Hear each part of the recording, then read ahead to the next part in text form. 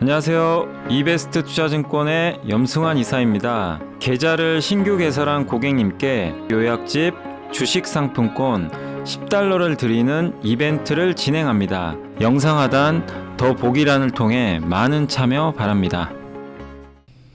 네, 안녕하십니까. 이베스트 투자증권 염승환 이사입니다. 자, 오늘 2022년 12월 13일입니다. 오늘 시장 함께 읽기 조금 시작을 해보도록 하겠습니다. 오늘은 좀 쉽지 않은 장이네요. 지수도 좀 안 좋은데 기업들의 주가도 대부분 좋지가 않아요. 그러니까 오늘 좋은 기업들은 대부분 이 재료가 있는 기업들입니다. 테마성으로 막 움직이는 기업들이 되게 많고, 우리 한국에서 비중이 가장 큰 반도체, 2차 전지, 자동차, 오늘 특히 자동차가 좀 되게 안 좋은데 거기에 게임 이런 업종들의 주가가 많이 급락하고 있어가지고 되게 좀 분위기가 안 좋은 것 같아요. 각각의 이유는 있겠지만 시장은 또 FMC 앞두고 계속 눈치 보는 상황에서 일단 수급도 되게 취약하고요. 그래서 외국인이 사는 거야 괜찮은데 파는 업종은 이렇게 주가가 흘러내려버리는 그런 모습들이 계속 나오는 것 같습니다. 또 시장 정리는 장 끝나면 제가 바로 한번 해드리고요. 오늘 일단 보고서는 요즘에 이렇게 보고서가 아주 많지는 않아요. 지난주에 워낙 제가 많이 좀 이렇게 다 정리를 싹 다 해놨고요. 한번 싹 했고, 최근에 이제 연말 가면서 애널리스트 분들도 약간 이제 지금은 보고서를 많이 쓰는 기간은 아니고 연간 전망을 다 썼기 때문에 최근에 이제 짧은 보고서들이 많이 나옵니다. 그래서 그런 것들 나오는 거 위주로 그냥 계속 설명을 해드릴게요.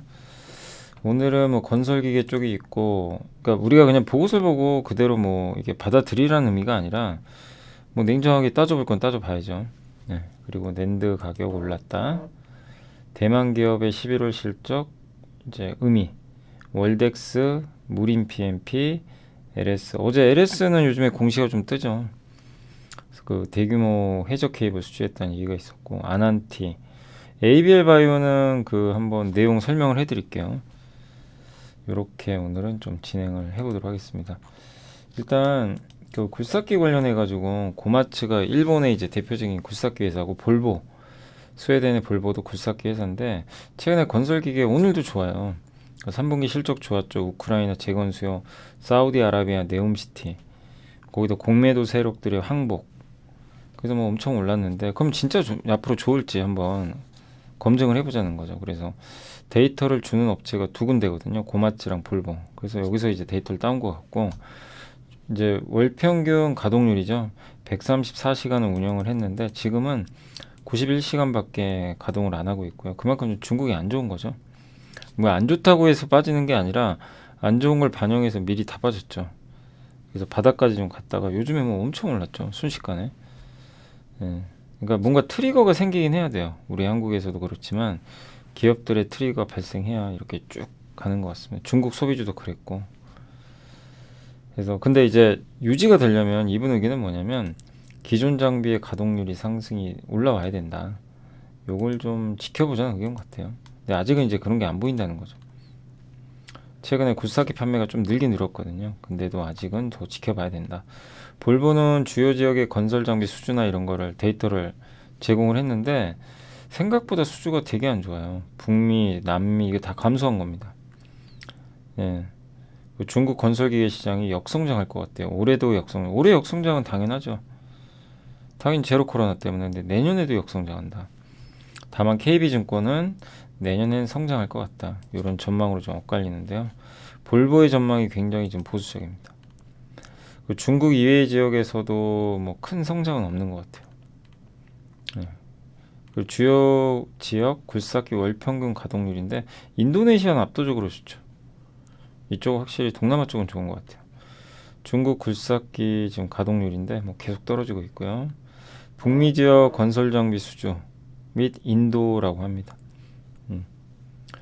그래서 요 약간 연한 녹색 선이죠. 요게 이제 수주가 이렇게 푹푹 빠지고 있고요. 이 진한색 인도량, 그러니까 만들어서 갖다 준 거 있죠. 그건 좀 늘었는데 유럽은 다 빠지고 있어요. 수주도. 아시아 지역도 수주랑 인도량이 줄고 있고, 중국 건설기계 시장 전망도 일단 볼보에서 안 좋게 보고 있습니다. 근데 이게 이 수치가 맞다는 얘기를 하는 건 아니에요.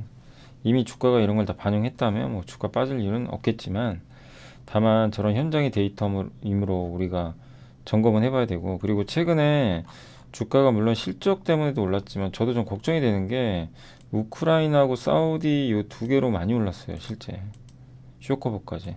그러면 저런 데이터는 경계를 해야 되는 데이터잖아요. 그러니까 주가가 바닥일 때는 상관없어요. 뭐 저런 데이터가 나와도 뭐 거의 뭐 빠질 이유가 없죠. 그러니까 요새 반도체 보세요.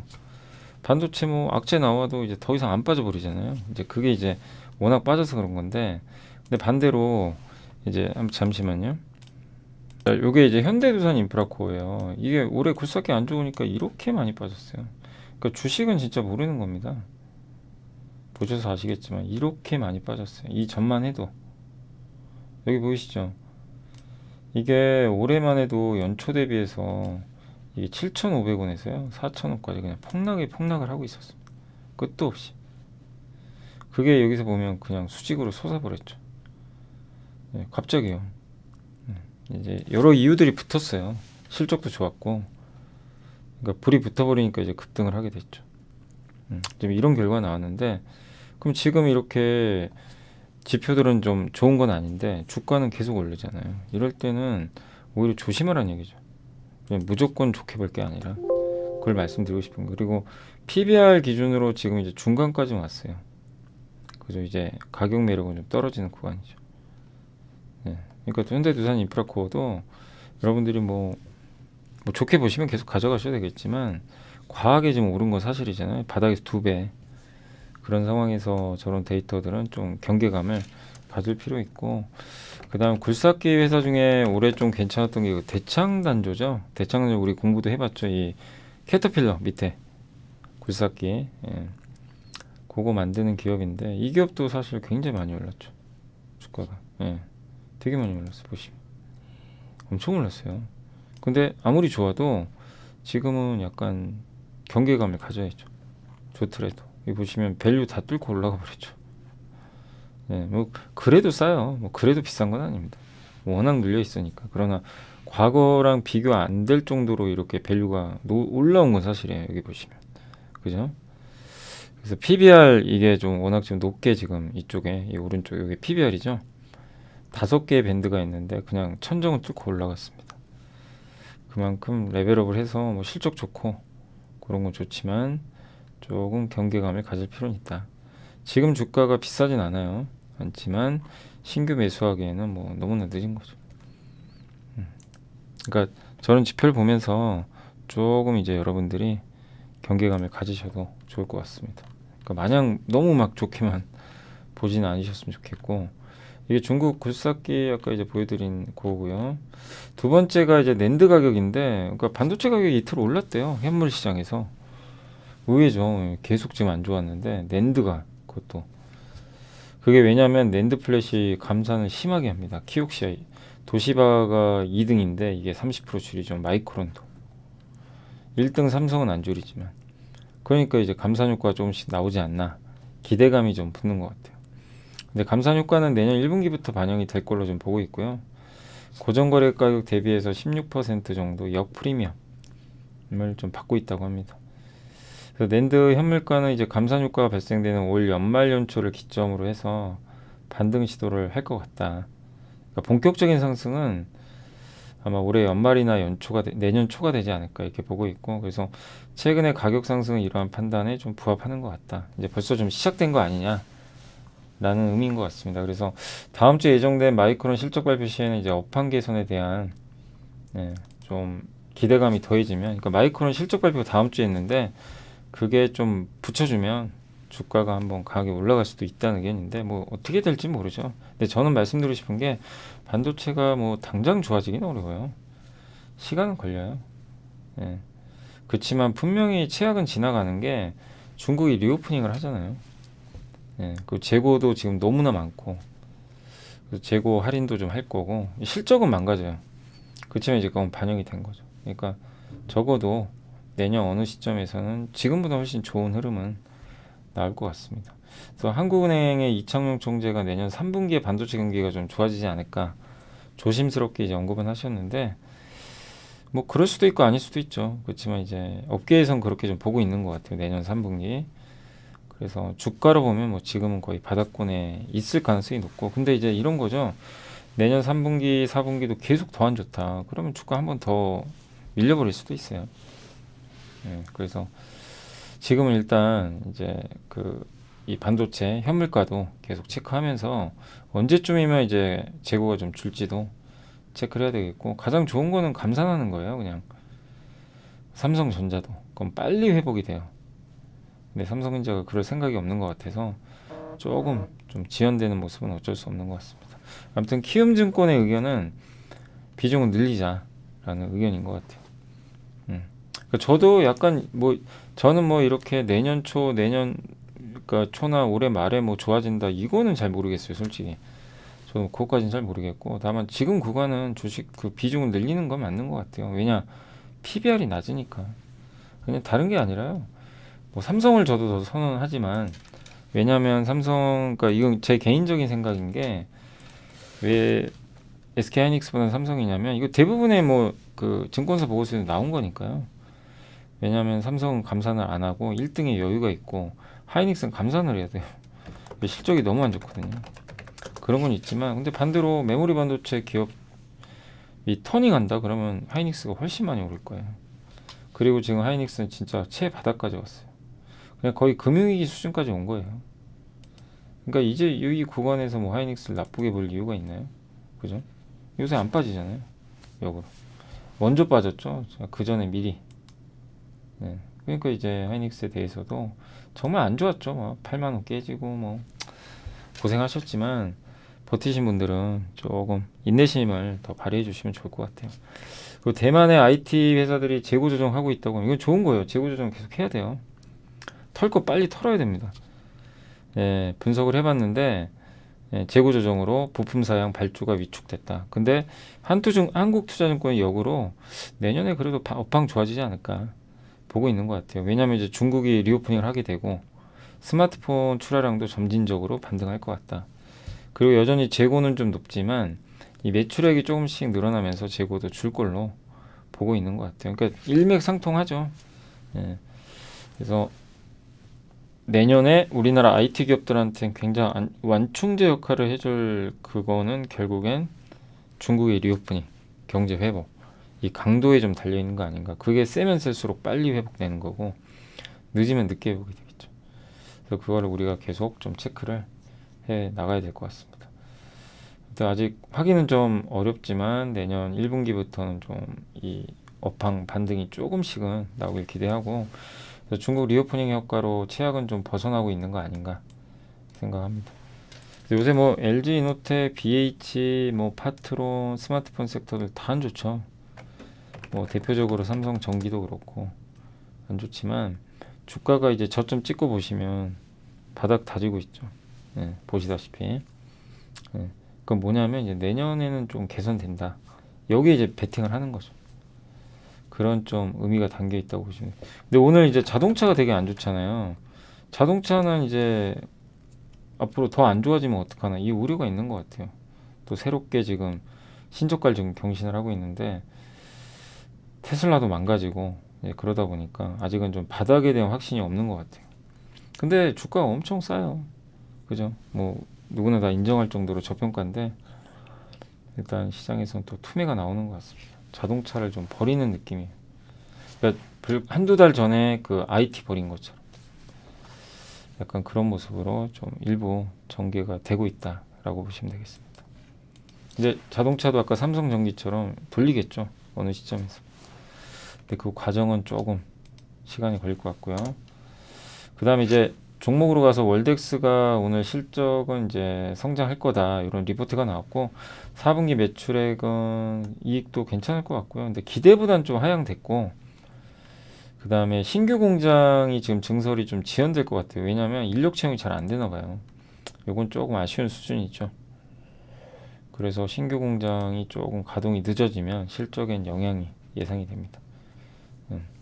그리고 대부분 IT 중소형주 역성장 우려가 되는데 뭐 당연한 거죠. 뭐 이렇게 업황 안 좋은데 성장하는 게 말이 안 되는 거죠.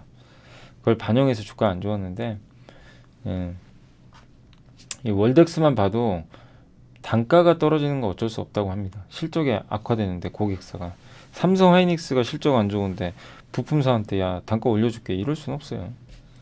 이거는 어쩔 수 없다. 다만 이제 물량 감소는 다 똑같은데 이 월덱스는 좀 다르다는 거죠. 애프터마켓 기억나세요? 제가 월덱스나 뭐 몇몇 기업들 KNJ나 뭐 원익QNC나 이런 기업들 몇 개 설명드렸죠. 그 식각 부품, 소모성 부품 관련해서 함께 배우기 위해서 한번 설명드렸는데 거기 비포 마켓, 애프터 마켓 나오죠. 애프터 마켓은 삼성전자 하이닉스에 직접 납품합니다. 원래 비포 마켓은 반도체 장비 회사에 직접 납품을 하고요. 그게 좀 비싸요. 마진도 좋고. 애프터 마켓은 삼성전자랑 닉스에 그냥 직접 납품합니다. 훨씬 싸죠. 단가가. 예. 근데 이제 그런 삼성이나 이런 회사가 직접 이거를 소모품 부품을 사는 이유는 싸니까 가격이 저렴하기 때문에 수익성을 위해서 구매를 하는 거죠. 근데 이런 상황이 좀 계속 더 이어질 가능성이 있습니다. 여기도 써있죠. 고객사에서 수익성 확보 위해 애프터마켓 제품 구매를 늘릴 가능성이 높다. 수익성 때문에. 그래서 이 부분은 월덱스한테는 좋고요. 그리고 멀티플 확장은 어렵죠. PER을 올리기는 어려워요. 지금 아직도 좀 시장이 워낙 안 좋기 때문에.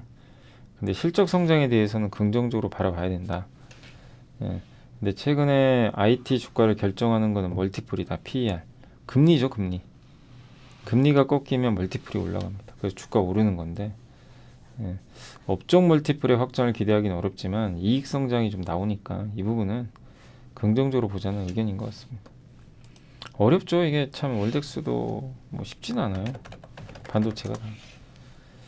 예, 뭐 더 빠지진 않는데 그냥 옆으로 늘어지고 있다라고 보시면 되겠습니다. 모멘텀은 아직은 없어요. 그냥 보유의 영역이죠. 그리고 PBR, PER 다 바닥에 있죠. 거의 요 하단부 쪽에. 그래서 지표상으로는 뭐 나쁘지 않아요. 지표상으로는 뭐 충분히 가격 매력은 있다. 그러니까 좀 견디는 구간은 맞는데 역시 언제쯤이면 좀 모멘텀을 받을지 이게 결국 삼성전자 하이닉스가 좋아져야 되는데 그 시간까지는 조금 필요할 것 같습니다. 그리고 무림 PMP는 흥국증권의 박종일 연구원님이 이게 제지업체인데 일관 체제를 다 구축을 했어요. 뭐냐면 펄프를 이용해서 종이를 만들잖아요. 펄프도 해요. 다 합니다. 보통은 이제 제조업체들이 뭐 용지를 만들면 이제 펄프 회사로부터 사오죠. 근데 그게 아니라 이 회사 같은 경우는 자기가 다 합니다. 네, 그래서 펄프 원재료 가격이 올라가면 더 좋아요. 마진이 늘어나요. 그 판가에 또 전가하면 되고. 근데 올해 11월 톤당 655달러까지 하락했던 이 펄프 가격이 이후 좀 강세로 전환이 돼가지고 2분기에 1030, 12월 현재도 그 수준을 유지하고 있다고 합니다. 이게 21년 아닌가요? 22년일 리가 없죠. 그죠? 이게 문맥상 21년 같은데 한번 확인해 볼게요. 아무튼 지금은 그때보다 좀 많이 올라서 1030달러까지 지금도 유지 중이고 펄프 가격 영업이익이 핵심이래요. 이게 오를수록 좋다는 얘기죠. 그래서 인쇄용지 부분의 수익성도 같이 늘어난다고 합니다. 그러니까 펄프 가격이 오르면 펄프 값이 좀 많이 올랐죠. 내년 상반기까지는 좋을 걸로 보고 있고 하반기엔 조금 그러니까 내년 하반기에는 물량이 좀 늘어나니까 공급이 좀 하향 안정화 된다. 그러니까 내년 상반기까지는 나쁘지 않다. 그리고 배당 수익률도 한 4% 이상 준다고 합니다. 요게 그 회색 막대기가요. 펄프 가격입니다. 빨간색이 이제 영업이익률 굉장히 높죠. 그리고 이렇게 조림을 해서 펄프 만들고 이 펄프를 원재료로 종이를 만들어요. 74년도에 요거를 공장을 만들었다고 합니다. 펄프 재지. 그래서 일관 체제를 해서 펄프 가격이 떨어질 땐 또 안 좋을 수도 있는데 오히려 떨어지니까 올라가니까 수혜를 받고요. 이렇게 펄프 가격에서 제품가에서 펄프 가격 뺀 수치가 스프레드죠. 막대기가 커질수록 돈을 많이 버는 거예요. 네. 근데 이게 무슨 의미냐면은 요게요. 칩 투입가가 원재료 비용이에요. 요 색깔이 제지 판가, 판매 단가예요. 이만큼 벌어져 있죠, 괴리가. 점점 더 벌어. 그러니까 그 펄프 가격 오르는데 요 정도 올랐다고 쳐볼게요. 제품가는 이만큼 올리는 거죠. 얘 요만큼 올리면 얘는 더 올리고. 그럼 어떻게 돼요? 이익이 확 늘어나죠. 판매가를 더 올리니까. 그 의미라고 보시면 돼요. 그리고 무림 PMP 주요 계열사는 무림 페이퍼는 인쇄용지, 무림 SP는 고부가 가치, 뭐 펜시용 특수지, 생활용, 산업용이 많이 쓰이고 밸류도 되게 낮아요. PBR이 0.300 근처인 것 같아요. 거의. 한번 볼까요? 진짜 300인가? PBR. 이게 이제 무림 PMP의 그 이쪽에 보시면 보이시죠? 지금 5단계로 돼 있죠. 맨 위에부터 이게 PBR 지표인데 요 우리가 보통 중간을 평균이라고 하죠. 그 평균 미치면 비싼 건 아니에요. 근데 이제 평균 밑에도 있는 거죠. 여기가 0.47배래요. 그 제일 밑이 0.25배. 그러니까 여기서는 좀 2027년부터 이렇게 계산을 한 거예요. 그랬더니 요 정도 밴드. 근데 분명히 누가 봐도 저 평가 맞아요. 밑에 있잖아요. 옛날에 여기 위에까지 간 적이 있는데. 그래서 0.25배가 최바닥이고 0.47배 밑에서는 괜찮은 것 같습니다. 0.47배면 여기 10,000원이죠. 주당 순자산 가치가. 10,000원 곱하기 0.47 해보세요. 그럼 4,700원 나오겠죠. 그죠? 10,000원에다가 0.47 곱하니까. 지금 얼마죠? 4,700원. 지금 주가네요. 그냥. 그러니까 지금 주가도 저거 보면 비싼 건 아니에요. 그죠? 0.47, 4,700원이 안 되잖아요. 최바닥은 한 3,000원 되겠죠. 근데 거기까지 갈 것 같지는 않고요. 정말 뭐 적자나거나 그런 모르지만. 그래서 지금도 주가는 굉장히 저평가돼 있다라고 봐야 될 것 같고, ROE를 한번 볼게요. 자기자본이익률. ROE가 7. 7이니까 보통 ROE 10%에 PBR 1배가 적정 주가예요. ROE가 10%면. 근데 저게 7이면 0.7배 정도. 예. 그럼 7,000원 이상 나오죠. 보통 이제 그렇게 계산하는데 이게 꼭 무조건 맞는다는 얘기는 아니에요. 예. 그렇지만 이제 주가는 지금 누가 봐도 뭐 저평가된 건 맞습니다. 배당 4% 주고. 그런 면에선 펄프 가격이 이제 이게 좀 어려운 게요. 펄프 값이 만약에 떨어지면 좀 리스크는 있어요. 근데 그걸 어떻게 알겠어요, 그죠? 근데 지금도 펄프 가격 유지되는 거 보면 여전히 좀 긍정적이고, 예. 그래서 일단 나쁘지 않다. 예. 주가는 뭐 싸다라고 말씀드리겠습니다. LS는 영국에서 대규모 해저 케이블 수주 따냈고요. 96,000원으로 목표 주가 올렸고 10월에 2,400억짜리, 이번에 또 4,000억짜리. 계약 상대방은 스웨덴의 국영 전력회사라고 합니다. 바텐펄. 네. 금액은 4,000억으로 67%더 증가를 했고요. LS전선이 이제 해상풍력 관련된 케이블을 수주를 따내고 있죠. 그리고 아직 수주가 제대로 매출에 반영이 안 되고 있나 봐요. 올해 1월 미국 수주는 내년에, 영국 수주는 내년 3분기, 4분기에 매출로 인식된다. 좋은 거죠. 그래서 내년부터 본격적으로 이런 수주가 실적에 잡힐 것 같고, KT 서브마린이 아마 해저 케이블을 하는 회사인가요? 그랬던 것 같긴 한데 여기랑 협업을 한다고 합니다. 해저 광 케이블 맞네요. 광 케이블 시공.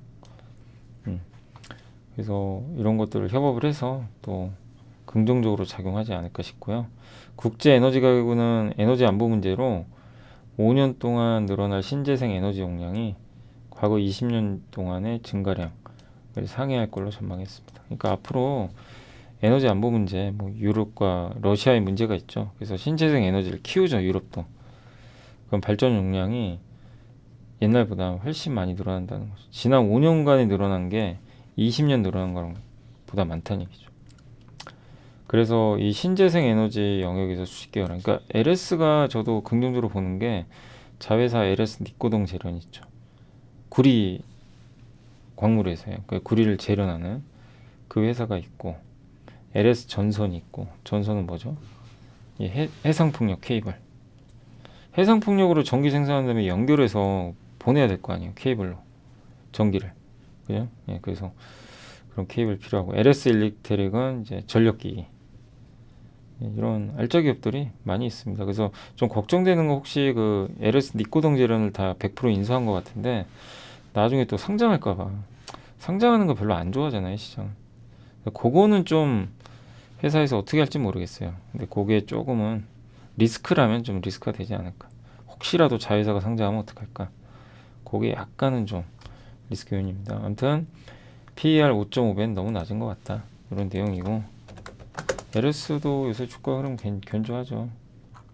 PBR로는 딱 중간에 있습니다. 근데 이제 예전보다는 밸류 업이 되는 거죠. 왜? 그 자회사 LS전선이 이 태양광이나 해상풍력 케이블 이쪽으로 수주를 좀 따내고 있으니까 중간 정도도 뭐 비싸다고 볼 수는 없고요. 다만 싼 건 아니에요. 중간 마디니까. 그죠? 싸다고 할 수는 없습니다. PBR 0.56배 정도라고 합니다. 근데 ROE가 10% 넘으니까 좀 과할 정도로 저평가 맞네요. 저 밴드로 보면 싼 건 아닌데, 그러니까 절반 정도가 얼마냐면요. 지금 정도 이익만 내주잖아요.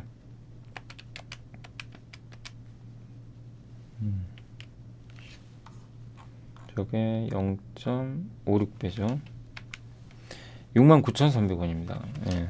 그러니까 69,300원이면 7만원 밑에서는 일단 그렇게 비싸다고 할 수는 없어요.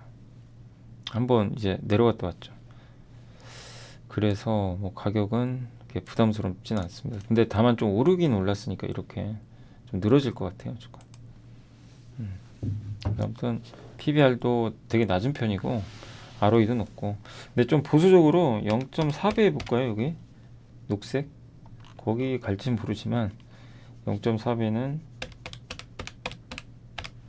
5만원입니다. 근데 만약에 진짜 5만원이 온다면 정말 저밸류라고 봐야 되겠죠. 근데 안 올 것 같아요. 여기까지 5만원까지 여기거든요. 쉽진 않죠. 6만원은 깨질 수도 있어요. 만약에 뭐 악재가 나오거나 이러면. 근데 5만원 깨지지는 않을 것 같습니다. 아무튼 요런 LS 같은 기업들 내용은 다 아시니까 확실히 주가가 팍팍 많이 꺾여서 조정이 좀 심하게 나온다. 이제 그럴 때 분할로 접근을 하시고, 이렇게 올라갈 때는 안 하시는 게 좋죠. 아난티가 오늘 목표 주가 15,000원에 제시를 했는데, 좋아요. 저도 읽어보니까 일본의 호시노 리조트라고 혹시 아실지 모르겠는데, 그게 이제 가장 주목받는 리조트 중에 하나입니다. 전 세계적으로. 근데 이제 일본의 호시노 리조트와 좀 비슷한 사업 모델을 갖고 있는 회사가 아난티고, 운영 플랫폼 분양 리조트 운영으로 분리되어 있고요. 아난티 남해, 아난티 코드 PH, 기장, 부산 기장의 아난티 코브, 아난티 강남을 운영 중이고, 그 다음에 빌라 주드 아난티를 23년에 굉장히 이제 고급형인 것 같아요. 그걸 좀 완공하는 것 같고, 아난티 클럽 제주도 리뉴얼을 한다고 합니다. 25년에는 빌라 주드 아난티 제주에 오픈하고요. 그리고 공유 오피스인 캐비네트 이터널 전이를 또 런칭을 했다고 합니다. 동사의 누적 회원수는 46,800원이고요. 꾸준히 성장하고 있고, 부산 아난티코브가 작년부터 흑자로 돌아섰고요. 가평은 올해부터 적자가 좀 축소됐다고 합니다. 23년에는 분양 규모 이제 8천억에 달하는 빌라주드 아난티, 이게 좀 메인인 것 같아요. 이게 이제 실적에 내년부터는 반영이 된다라고 보시면 될 것 같습니다. 분양률도 꽤 높은 것 같아요. 90% 정도.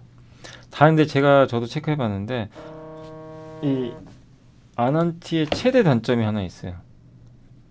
전환사채가 1200만 주나 있습니다. 6,500원에. 요게 좀 오게 틱이에요. 다 좋은데 실적 좋아요. 실적 좋고 뭐 괜찮아요. 근데 지금 6,500원 넘었죠. 지금은 안 나오죠. 제 생각엔 7,000원 좀 넘거나 이 근처 가죠. 그러면 아마 저 물량이 나올 수도 있어요. 팔려고. 그러니까 1,200만 주가 지금 전환사채로 나올 수 있다는 거, 주식으로 바뀌어가지고. 이 회사 주식수가 8,600만 주니까 1,200만 주면 얼마입니까, 비중이? 14% 정도 돼요. 이거 적은 게 아니에요.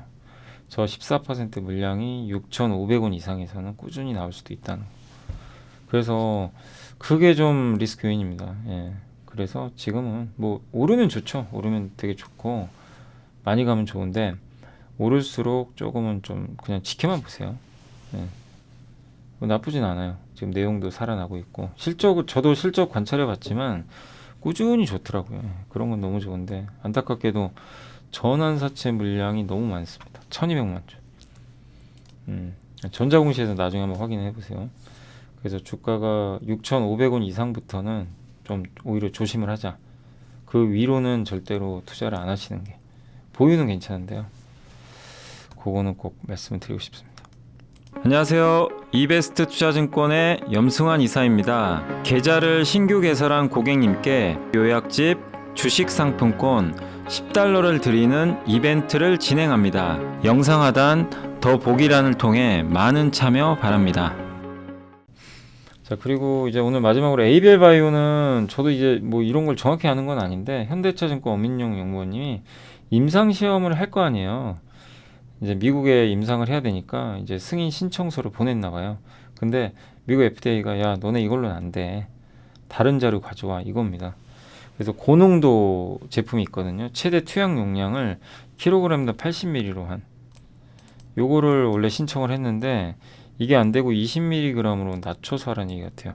고농도는 이제 약간의 좀 독성의 문제가 있을 수도 있거든요. 농도를 너무 올리면. 그래서 그런 내용이 좀 담겨 있는 것 같아요. 이 ABL 바이오가 만드는 거는 이 뇌 있죠. 뇌를 타깃해 가지고 여기다가 이 아무튼 그 BBB 파킨슨병 치료제거든요. 여기 혈내 장벽을 투과를 해줘요. 얘가 플랫폼 기술이 있어요. 그래서 약물 잘 전달해 주는 거죠. 그래서 기술력이 되게 좋은 기업 중에 하나인데, 그래서 그걸 인정받아 가지고 산오피에 1.3조 원 규모의 기술 수출을 성공을 했어요. 동물 실험 단계에서. 그래서 계약금 900억 일단 받았고, 최근에 또 비임상 독성 시험 요거거든요. 단계별 마일스톤 $2,000만 추가로 승인했다고 합니다. 예. 그렇지만 이제 FDA에서 임상을 보류해 버렸잖아요. 야, 너네 이 고농도로 하려면 자료 다시 만들어 와라, 이겁니다. 농도가 높으면 통증이 좀 적어요. 근데 그거를 일단 FDA에서는 좀 반려를 한 것 같습니다. 그리고 바이오젠의 알츠하이머 치료제가 사실 뇌출혈 사망자 관련이 없다라고 좀 알려져 있는데, 근데 이런 부작용이 또 나올 수도 있으니까 뇌질환 관련해서 조금 엄격하게 가려고 하는 것 같아요. 그래서 회사에서는 일단은 좀 그걸 변경을 해가지고 요 20mg짜리로 준비를 하려고 하는 것 같아요. 그래서 임상 실패는 아니고 다시 보완해 와라, 이런 내용으로 보시면 되겠습니다. 30일 이내에 다시 심사 결과가 좀 나온대요. 그래서 80mg까지 투약할 수 있는 좀 더 명확한 데이터를 제출을 하셔야 될 것 같습니다. 해야 되겠죠, ABL이. 그래야 FDA에서 좀 더 유연하게 생각을 해주겠죠. 네. 아무튼 이런 이슈가 있었습니다. 그래서 이제 생각하실 건, 야, 또 실패했나, 이게 아니고, 그런 이제 FDA의 의견과 이 ABL 바이오 의견이 좀 다른 거죠, 약간 어떻게 보면. 그걸 또 좁혀가는 과정이 나올 거고, 실패는 아닙니다. 마치 뭐 실패한 것처럼 생각하시는 분들도 계시겠지만, 야, 이거 뭐 어차피 안 된 거 아니야, 막. 근데 다시 서류를 좀 그 미비하고 해가지고 가면 가능하지 않을까 싶습니다. 아무튼 오늘 이제 이틀 빠졌는데 임상 실패로 보지 마세요. 엄연히 실패는 아닙니다. 단 이제 아쉬운 건 뭐냐면 시간이 오래 걸립니다. 이러면 또 늘어져요. 저걸 또 해야 되니까. 그 점은 조금 리스크 요인이다 라고 말씀을 드리겠습니다. 자, 일단 이제 제가 아직 장은 안 끝났는데 여기까지 좀 보고서 해드리고, 장 끝나고 이제 나머지 시황하고 공시 있으면 말씀드리겠습니다. 자, 이제 장은 좀 끝났는데요. 그 전에 이제 공시랑 이제 몇 가지만 더 말씀드리면, 이제 뱅크 오브 아메리카가 제시하는 내년도 10가지 테마라고 하는데, 뭐 이게 다 맞는다는 얘기는 아니고요. 내년 중반은 이제 마켓은 리스크온으로 전환한다. 이거 뭐 좀 반가운 뉴스죠. 리스크온은 이제 리스크를 받아들이겠다는 겁니다. 리스크 오프는 회피하는 거고, 내년 중반에는 시장은 좋을 걸로 지금 보는 것 같고요. 미국, 유로존, 영국은 경기 침체가 불가피하다. 뭐 다 인정하고 있죠, 뭐 그거는. 기준금리는 높게 유지되지만 내년 연말에 인하할 것 같다. 요거는 좀 반반인 것 같아요. 뭐 이렇게 안 보는 분도 많고, 아무튼 BOA는 이렇게 전망을 했고, 중국 리오프닝은 되는데 그 과정이 순탄하진 않을 것 같다. 뭐 저도 그렇게 봅니다. 뭐 아마 울퉁불퉁할 것 같고요. 이머징 마켓은 내년 1분기까지는 좀 어렵지만 그래도 높은 상승률 보일 것 같고, 저도 여기에 대해서는 동의하는 게 구리가 괜찮을 것 같아요. 어제 그 최진영 연구원님 보고서 한번 보여드렸잖아요. 이제 거기 나온 것처럼 구리가 이제 내년 하반기부터는 좀 괜찮지 않을까. 한 2분기, 빠르면 2분기. 그리고 지금 구리 가격은 좀 밴드 상단에 있어 좀 높아요. 그래서 구리가 좀 이렇게 크게 떨어진다면 그때부터는 뭐 구리 관련주를 투자해도 괜찮지 않을까. 뭐 구리 ETF도. 근데 지금은 구리 가격이 조금 높게 올라갔기 때문에 지금은 관망하는 게 맞죠. 네, 아무튼 어느 시점에선 구리가 랠리를 보이지 않을까 싶고요.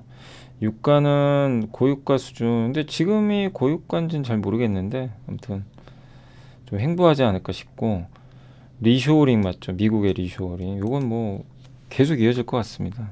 예.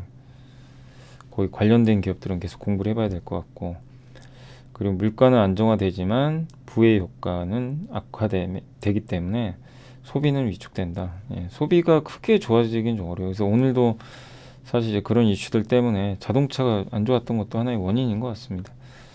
연준의 금리 인상 종료와 보수적인 기업 재무 운영은 회사채에 긍정적으로 작용할 것 같다. 그러니까 연준이 이제 내년에 금리 인상은 끝납니다.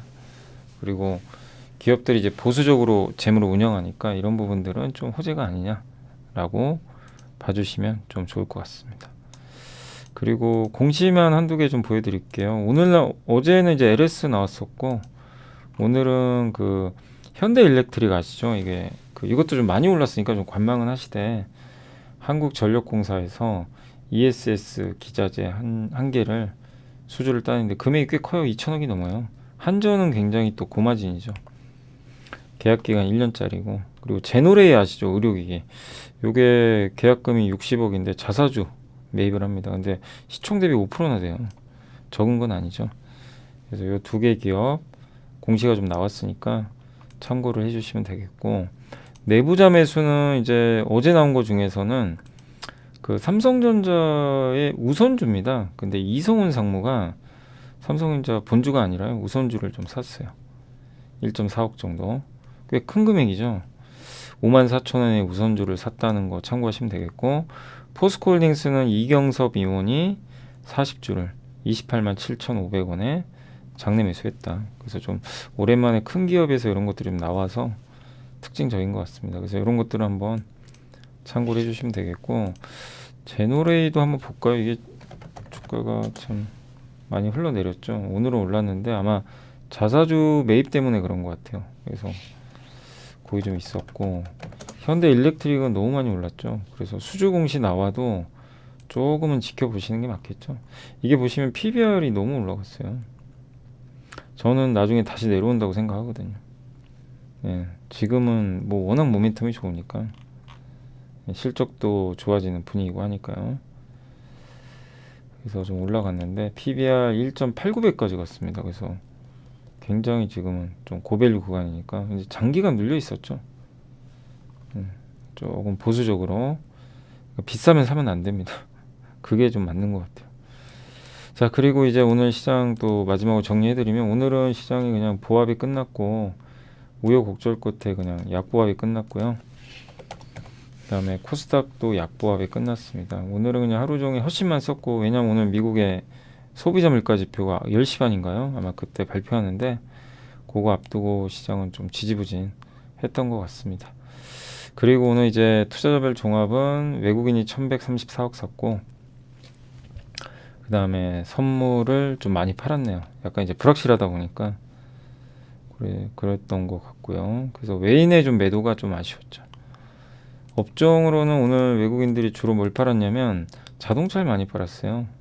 자동차를 좀 많이 팔았고, 통신, 전기전자, 철강, 증권 이런 쪽을 좀 매도를 많이 했다라고 좀 보시면 좋겠습니다.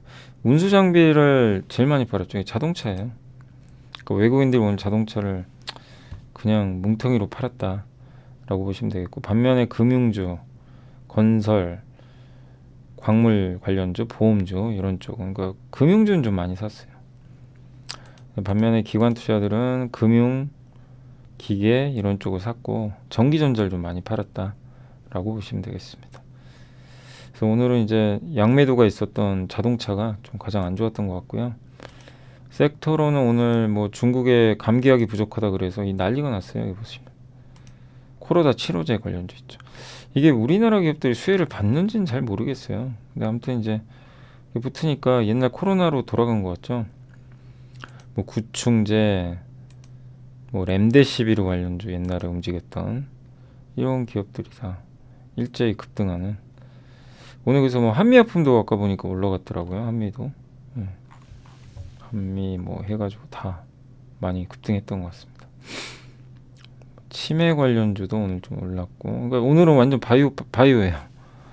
저 위쪽이 다 바이오로 장악을 했습니다. 그리고 상사주 중에 상사주인가요? 효성TNC 아닌데. 아무튼 LX인터, 포스코인터 좋았고, 효성TNC는 오늘 가동률 증가됐다라는 그런 한 보고서가 좀 있었던 것 같아요. 조선주 오랜만에 좋았습니다. 조선주도 사실 너무 안 갔잖아요. 그동안 수주에 대한 우려는 큰데 아무튼 너무나 못 갔었고, 이제 오늘은 모처럼 주가가 반등을 해준 것 같습니다. 예. 그리고 백신주, 예. 아무튼 바이오의 날이에요. 오늘은 진짜 완전 바이오 날입니다. 바이오, 건설기계, 조선, 산업재 이런 섹터가 좀 뜨거웠던 날인 것 같습니다. 방산주도 좀 괜찮았고, 조선기자재도 이제 이러다 보니까 좀 올라가는 거죠. 한국카본 참 많이 눌려 있었는데 오늘은 괜찮았습니다. 정유주도 국제유가 좀 많이 올랐어요. 그래서 S-오일도 사실 여기서는 나쁠 거 없죠. 그때 한번 유가 말씀드렸지만 유가 70이 거의 바닥일 가능성이 높아요. 크게 나쁠 건 없는 거죠. 그래서 이제 조금씩 살아나는 것 같고, 오늘 반도체도 좀 괜찮았어요. 오늘은 테스는 기억나시죠? 그 개발 중인 걸로 아는데 삼성의 게이트 어라운드 방식의 그 파운드리에 들어가는 이제 장비로 알려져 있습니다. 솔브레인하고 이 두 개가 좀 수혜주로 거론되죠. 그 NH증권사 보고서 기억나시죠? 오늘 오랜만에 반도체 좋았고, 애플페이도 좀 올라갔던 것 같고요. 전력설비, 또 반도체, 로봇, 해운, 물류, 카지노, 리오프닝도 좀 일부 살아났네요. 오늘은 토비스 많이 올랐네요. 최근 토비스도 기억나세요? 이게 그 내부자가 좀 매수가 있었고 설비 투자가 있었고 여러 아이디어는 있었어요. 공시로. 근데 주가가 막 질질질질 흘러내렸죠. 요즘에 좀 올라갑니다. 왜냐하면 이제 리오프닝 수혜주니까. 또 자동차용 디스플레이 만들죠. 내년이 중요해요. 그러니까 토비스도 저도 모르죠, 어떻게 될지는. 그동안 실적도 좀 꺾였고.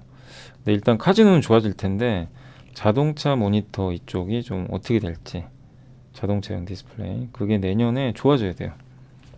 그러면 이제 주가 레벨업 할 텐데, 그러니까 이게 주식 투자가 재미도 있는데 어려운 게요. 이렇게 될 거라고 예상은 하는데 기업이라고 정확히 알겠어요, 내년에. 그죠? 수주가 들어와야 되는 거니까.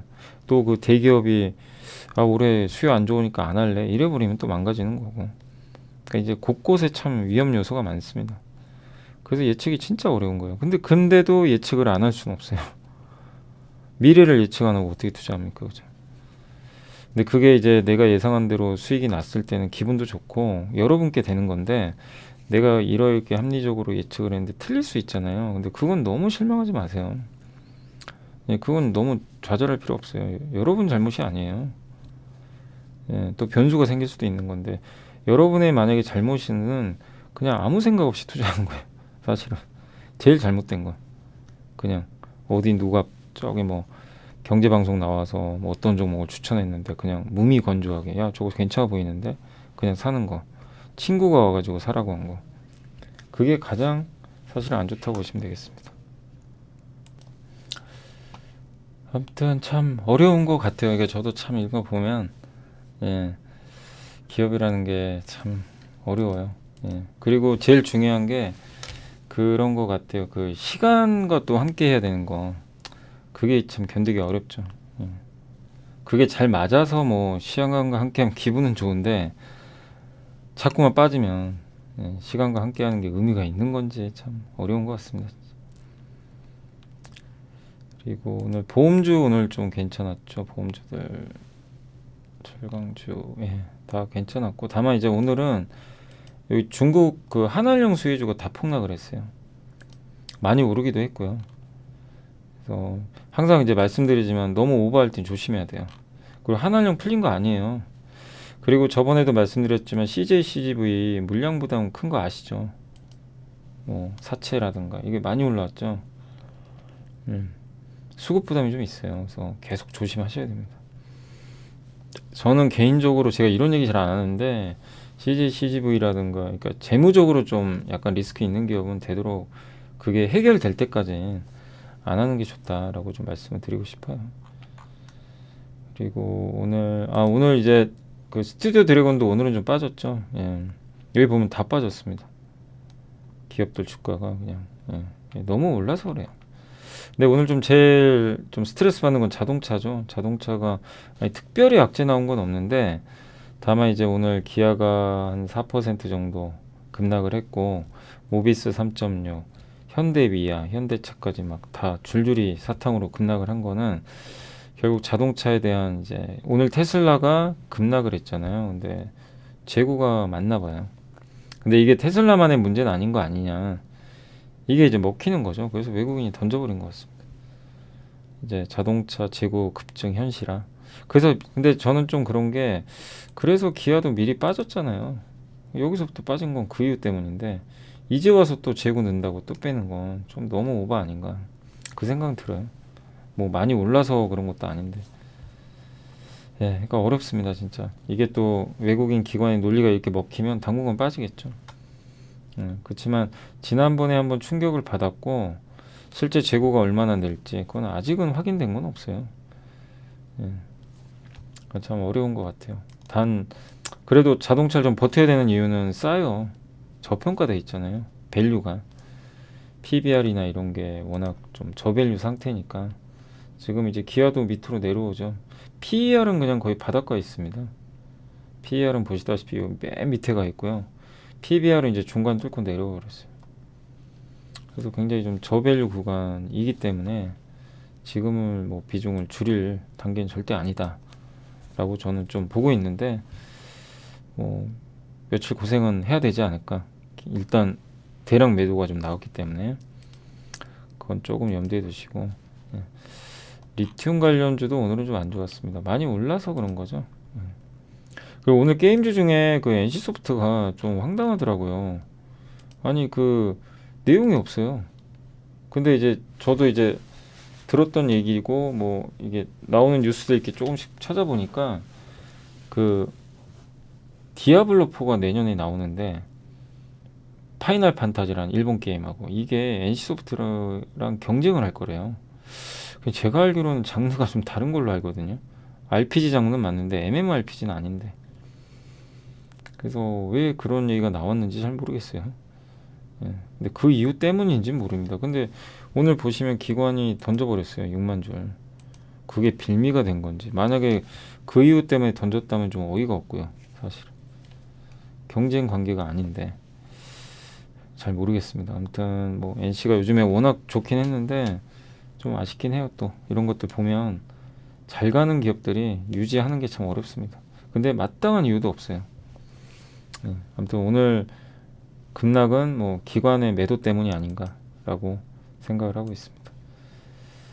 그리고 그래서 오늘은 이제 자동차하고 저 NC 이런 게임주 거기다 컨텐츠 기업 드라마 이런 기업들의 주가가 유독 좀 안 좋았다. 2차 전지도 여전히 안 좋았고 이렇게 생각을 해주시면 좋을 것 같습니다. 그리고 네옴시티도 요즘엔 조금 시들시들한 게 중국이 사우디랑 좀 잘 지내니까 우리나라 입장에서는 좀 불편하죠, 사실. 수주를 또 뺏길 수도, 그러니까 뺏긴다는 표현이 그런데 뭐 많이 못 달 수도 있고요. 중국과 경쟁을 해야 되는데 쉽지가 않죠. 예, 그래서 오늘 또 건설주들한테도 조금 부담이 됐던 것 같습니다. 요즘에. 예. 자, 아무튼 이제 이렇게 한번 보시면 되겠고 오늘 시가총액 상위 기업들 한번 보도록 하겠습니다. 자, 오늘 이제 시총 상위 기업들은 그 보시다시피 효성 TNC가 좀 많이 올랐고 제약주 뭐 유가 관련주하고 제약주 이런 게 많이 올랐어요. 오늘 다 오랜만에 한솔케미칼 이게 실리콘 응급제 좀 잘 됐으면 좋겠고 기대는 하고 있는데 성과가 얼마나 날지는 시간 좀 걸려요. 근데 내년부터 한번 지켜봐야 될 텐데 뭐 꾸준히 주목할 필요 있고 솔브레인도 오늘 올랐죠. 그러니까 아까 테스랑 솔브레인은 우리가 분명히 한번 공부를 해봤죠. 예, 그 GAA의 수혜주다. 근데 과연 그 도현우 연구원님의 의견대로 계속 좋은 모습이 나올지는 관찰을 해야 될 것 같고 성일하이텍의 SK 이노베이션하고 그 뉴스는 있더라고. 폐배터리 사업 같이 한다. 그런 내용의 좀 뉴스는 있긴 있었습니다. 그리고 요새 반도체는 잘 버텨요. 반면에 오늘은 뭐 자동차, NC소프트, ABL 바이오 아까 악재 있었고 2차 전지 여전히 안 좋고요. 예, 드라마 2차 전지 드라마 뭐 게임 이런 기업들이 빠졌고 하나솔루션도 다시 좀 밀려버렸고 이제 하나솔루션은 점점 싸지는 가격으로 진입을 하고 있습니다. 조금 더 지켜는 봐야 돼요. 아직 뭐 급하게 하실 필요는 없고요. 제가 PBR 계산한 걸로는 물론 지금도 나쁜 자리는 아닌데 조금 보수적으로 보면은 조금 더 남아 있는 것 같습니다. 아무튼 영원한 상승은 없는데 이제 쉬었다가 또 레벨업을 할 가능성은 높다고는 보고 있고 다만 이제 어디까지 빠질지는 저도 몰라요. 그러니까 하나의 그냥 예를 들어보면 이제 이런 기업들 같은 경우는 이제 이런 PBR 보고 이제 밑으로 내려올 때 한번 접근해보는 거죠. 제가 알기로는 중간이 한 0.9배 정도로 아는데 이게 근데 PBR도요 막 좀 들쑥날쑥해가지고 예, 여기가 0.8배고 0.9배. 예. 근데 조금 남아있죠 밑에까지. 조금은 더 기다려 봐야 될 것 같습니다. 0.9배면 한 42,000원 돼요. 42,000원, 3,000원. 그 정도가 좋아요. 그러니까 0.9배 정도. 42,000, 3,000원. 자, 아무튼 오늘 좀 그랬고요. 아무튼 그래서 오늘은 시장은 좀 답답했고 오늘 시황은 별 의미가 없는 게 어차피 오늘 미국의 소비자 물가에 모든 게 달려 있어서 그걸 보고 좀 판단을 해야 될 것 같습니다. 네. 근데 오늘 시황은 이 정도 하고요. 잠깐만요. 그리고 이제 오늘 저녁에 발표될 물가는 예상이 7.3이에요. 소비자 물가 지수 예상은 7.3으로 생각해 주시면 좋을 것 같습니다. 7.3% 정도. 그 밑으로 나오면 아마 증시가 오를 것 같고 그 위로 나오면 또 흔들리겠죠. 그래서 그걸 좀 지켜보시고 그리고 이제 제가 이번에 3% 멤버십 그거 이제 해서 한번 거기 어디죠? 3%랑 같이 거기 갔다 왔는데 그 강연에 근데 한 분이 그 광주 강연에서 갑자기 편지를 주셨어요. 그래서 깜짝 놀랐습니다. 그래서 제가 한번 읽어드릴게요. 그러니까 한번 여러분들한테도 좀 도움이 되실 것 같아서 3프로TV 여미사님 항상 고맙고 감사합니다. 이렇게 좋은 자리에 초대해 주셔서 영광입니다. 건전하고 현명하고 행복한 투자를 할 수 있는 안목을 갖도록 노력하시는 모습에 감동했습니다. 금년 4월부터 3프로TV와 여미사님을 만나서 지금은 즐겁고 행복하게 투자를 하고 있는데요. 그 전까지는 그저 단편적인 지식과 TV나 유튜브에서 전문가분들께서 픽업해 주신 종목 위주로 투자했는데 항상 불안하고 편안하지가 못했습니다. 대부분 다 이러시죠. 사실 대부분 그래요. 올라도 직접 내려가도 걱정. 그러니까 올라도 걱정 내려가도 걱정. 이게 정말 맞나? 이런 의문을 갖기 시작하면서 우연한 기회에 여민사님의 유튜브 강의를 듣게 되었습니다. 금년 4월 1일부터 굳게 다짐하고 시장 함께 읽기와 함께 배우기를 단 하루도 빠지지 않고 보고 공부했습니다. 아마 이제 예전에 그 이트렌드도 있고 제가 이리온도 하고 이제 8월부터 여기 이제 시작을 했잖아요. 그래서 아마 그 전부터 계속 들으셨던 것 같아요. 그래서 리포트 보고서 요약을 듣고 그 다음에 원본을 찾아보시나 봐요. 예, 그리고 출력을 하시고 다시 정독을 하신다고 합니다. 분석하고 요약하고 전자공시로 또 사업보고서도 어떤 기업인지 한번 더 확인해 보시고 뉴스 찾아보고 다른 증권사에 또 리포트가 있나. 예, 역시 뭐 진짜 열심히 하시네요. 예. 그래서 업데이트를 계속 하고 있대요. 그래서 지금은 그 4권 정도의 나만의 비법 노트를 만들었다라고 하셨습니다. 그 노트를 기본으로 매수 가격과 매도 가격을 결정하여 투자하고 있습니다. 그리고 이제는 매체에서 나오시는 전문가분들의 식견도 이해하고 선택하고 비판하면서 나의 것으로 만들어 가고 있습니다. 이렇게 공부하면서 글로벌적인 사고방식을 조금씩 가지게 되었는데 지금은 세상의 변화를 보려고 노력합니다. 시작이지만 투자에 너무 많은 도움을 주는 것 같다는 느낌이 느껴지고 있습니다. 이 모든 것들이 여미사님의 강의를 듣고 변화하고 있는 한 그 개미의 모습입니다.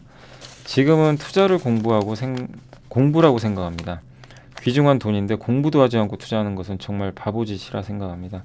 투자는 고3처럼 최소한 1년 정도는 공부를 하고 확신과 믿음이 충만했을 때 하는 것이라 1년을 하셔도 되고 뭐 2, 3년을 하셔도 되는데 중요한 건요.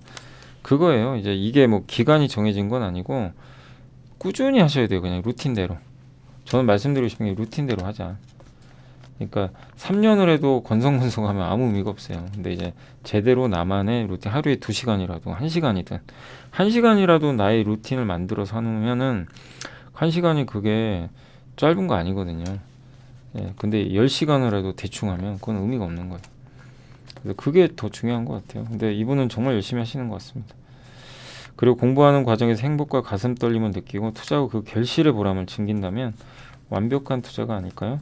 이렇게 변화의 동기와 변화를 만들어주신 삼프로TV와 여미사님께 다시 한번 감사드립니다.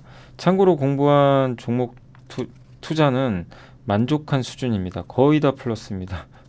하이 플러스도 있어요. 예. 그러니까 올해는 사실 이거거든요.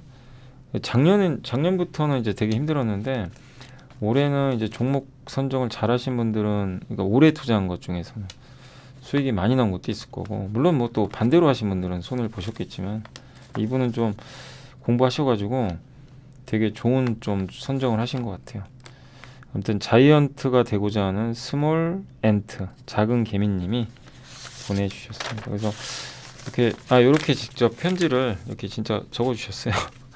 적어주셨는데 네, 너무 좀 감사드립니다. 네, 감사드리고 아무튼 지금 그러니까 저도 당부드리고 싶은 게 이거를 이제 꾸준히 하셨으면 좋겠어요. 이제 자기만의 방법을 찾으신 것 같아요. 진짜 빠른 시간에. 그래서 저도 여러분들한테 당부드리고 싶은 거는 체계적으로 그러니까 투자를 지금 내가 뭐가 정립이 안 됐으면 뭐 물려 있는 건 어쩔 수 없잖아요. 그냥 일단 멈추시고 그 과정 어차피 당장 뭐가 팍 바뀌는 건 아니잖아요. 기업들도 그러면은 한번 진득하니 천천히 공부를 해보세요. 노트에 뭐 필기를 하시건 어떻게 하면 내가 기업 선정을 할까?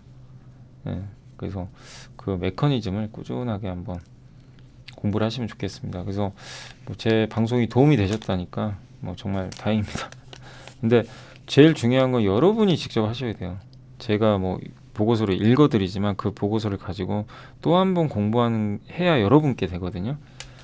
그래서 그 과정은 꼭 한번 힘드시더라도 해 나가시면 그리고 많이 보다 보면 이게 성공했다는 말씀을 드린 게 아니라 아까 딱 기억나시죠? 테스랑 솔브레인 딱 보니까 떠오르죠. 또 토비스. 예. 이게 평소에 공부를 해놓으시면 저런 걸 보면서 야 이거 이래서 올라가나? 이런 생각이 이제 바로바로 나거든요. 그래서 평소에 기업들은 많이 알아놓으세요. 다다익선이에요. 그러니까 어떤 분은 또 이런 얘기도 하세요. 아는 거 몇 개만 해라. 그것도 틀린 얘기는 아니에요. 개미 투자분들이 처음부터 많이 하는 건 머리가 깨지겠죠. 근데 기업은 달라요. 저는 기업들은 웬만하면 많이 알아놓으시면 좋다고 생각합니다. 그러니까 모든 기업을 디테일하게 알라는 게 아니라 어느 정도라도 이 기업은 이런 모델을 갖고 있고 이 기업은 이렇고 이 정도 경쟁력은 있는 것 같고 이거를 머릿속에 많이 담아 놓으시면 어떤 트렌드나 산업 변화가 있을 때 그걸 빨리빨리 캐치해서 나보다 빨리 투자할 수가 있어요. 물론 뭐 빨리 투자한다고 꼭 수익 나는 건 아닌데 그래서 제일 중요한 건 산업 보고서고 산업이 우선이고요. 거기서 예를 들면 이 산업이 좋아 보인다. 그럼 그 밑에 기업을 선정해야 되는데 그 기업 선정하는 속도를 단축시키는 게 평소에 기업 공부를 많이 해놓는 거예요. 그래야 이 속도를 줄여줘요. 선택이 빨라져요. 그 예를 들면 이거죠. 삼성이 GA가 성공했다. 앞으로 더 이걸 확장하겠다. 이러면 평소에 공부를 딱 해놨다. GA 수혜주가 뭐였더라? 바로 떠오르는 거죠. 예. EUV 수혜주가 뭐더라? 이런 게 이제 팍팍 떠오르는 거죠. 공부를 해놨으면 머릿속에. 그래서 평소에 어떤 기업이든 간에 좀 다방면으로 그 기업들 내용은 좀 많이 알아두시면 좀 좋을 것 같습니다. 그래서 제가 함께 배우기 시간에 이번에 긴 시간에 걸쳐서 왜 반도체를 했냐면 반도체는 알아놔야 돼요. 이 기업은 뭐 하는 회사고 얘는 어느 쪽에 속해 있고 이거를 어렴풋이라도 기억을 그러니까 공부를 해놓는 게 좋아요. 그래서 이번에 저도 너무 힘들어요. 이 반도체 이거 만들려니까요. 정말 시간도 많이 걸리고 이게 보통 일이 아니더라고요. 중간에 이거 괜히 했나 싶기도 했어요. 왜냐면 아니 시간이 너무 많이 걸리고 내가 이걸 설명할 깜냥이 되나. 내가 뭐 반도체 전문가도 아닌데 이래도 되는 건가? 생각도 많이 들었어요. 근데 저도 이제 지금 벌써 7개 정도 찍고 나서 생각해 보니까 하길 너무 잘했다. 저도 너무 도움이 많이 됐어요. 그러니까 저도 공부해야 여러분한테 알려드리잖아요. 그러니까 저한테도 너무 도움이 많이 돼요. 그래서 그게 너무 좋았습니다. 저도. 예. 자, 아무튼 오늘 고생하셨고, 예, 오늘 뭐 리포트는 많지 않았는데 제가 말이 많아가지고 1시간 정도 했네요. 자, 아무튼 내일은 오전에 라이브 있으니까 라이브 시간에 찾아뵙겠습니다. 오늘 뭐 자동차 갖고 계신 분들 또 스트레스 받으실 텐데 너무 스트레스 받지 마시고 좀 기운 내시고, 예, 너무 염려하지 마시고요. 내일 뵙도록 하겠습니다. 감사합니다.